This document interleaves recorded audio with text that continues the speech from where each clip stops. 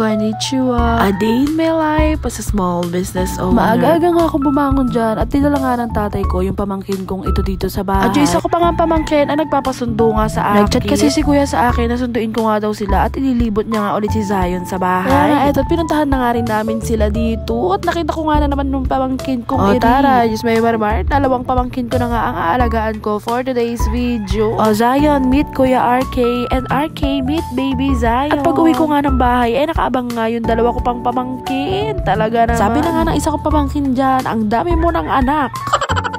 Kakagising-gising nga lang din pala ni Zion dyan. Kaya nga ganyan nga itsura niya. Parang wala pa siya unti sa mood. Uwi ko nga rin ng bahay mga ben. Nakita ko nga ang itay. Nag-aasikaso nga dito ng tinatawag nating ata. Birthday nga din kasi ng lolo namin. At pag birthday nga ng lolo't lola namin, lagi niyang ginagawa yan. Nag-aatang nga siya. Lagi niya kasing sinasabi na ang hindi lumingon sa pinanggalingan hindi makakarating sa paroroonan. Pag nag-birthday nga ang nanay at tatay ng tatay ko, nagluluto nga rin talaga siya lagi ng biko. Bago nga ako umalis ng pwesto, nakita ko nga itong itay sa likod ng bahay. Inaayos niya nga yung magiging upuan nga paglipat natin dito. Ganyan nga rin muna yung magiging samantalang upuan na gagawin nga sa paglipat namin dito sa pwesto at ipapa-welding na nga din niya. At ito na nga, fast forward, nandito na nga kami sa pwesto at dalawa nga lang din kami ni Clarice ulit ang papasok. Ako nga dito ay busy nga rin muna sa pagluluto nga ng mga egg. Nagluluto na nga rin talaga kami ng egg para nga hindi talaga hassle. Pag nga may bumibili sa aming silog at yung mga burger na overload. Madalas din kasi pag may bumibili sa aming pastil, nagpapaad nga rin sila ng egg. Pag magluluto nga kami ng egg dyan, dalawang salang nga rin din yung ginagawa namin at nauubos nga din yun. Madalas kasi talaga may nagpapaad na egg kapag nga may bibili dito sa pwesto na rice meal. Wala nga rin pala si Clarice ng mga time na to at may kinuha nga rin siya sa kanila. Nakalimutan ko na nga rin yun kung ano yun. OMG, share ko nga lang din sa inyo na September 30 nga yung last na open ng pwesto namin dito. October 1 and 2 nga paghahakot ng mga gamit at pag-aayos nga sa lilipatan natin. And syempre, October 3 ay opening nga nun sa bahay. Ito nga ay road to 5,700 followers na nga tayo. Isa na nga lang din yung hinihintay nating followers no mga time na to. And share ko nga lang din pala sa inyo na tuwang-tuwa nga ako na may dalawang idol ako na nag-follow sa akin. Abay, Diyos Marimar, sila nga rin pala yung isa sa madalas ko nga mga pinapanood. Ayun nga si Kulasas, taga Batangas pa nga at eto nga si Papa Bear.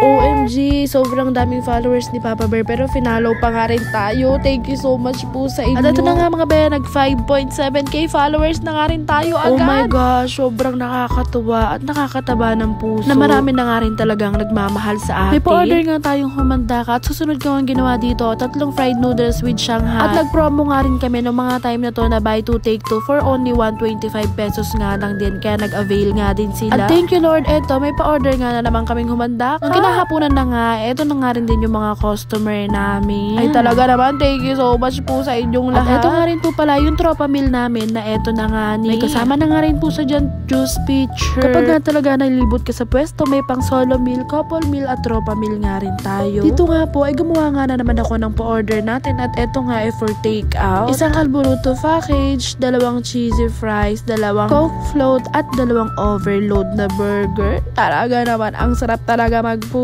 Meron nga rin pala kami pa-order dito na Hungarian silog. May kasama nga rin pala yan na regular fries at nag-add sila ng juice pitcher. Maraming salamat po sa lahat ng customer namin. Ito nga nung kinagabihan, nag-crave nga si B ng pares. Kaya nga nag-chat ako sa friend ko na o-order nga kami ng pares sa kanila. At thank you so much sa kanila at craving satisfied nga si B. O siya, hanggang dito na nga lang po ulit. Thank you so much po sa inyong lahat. Ingat po kayo palagi.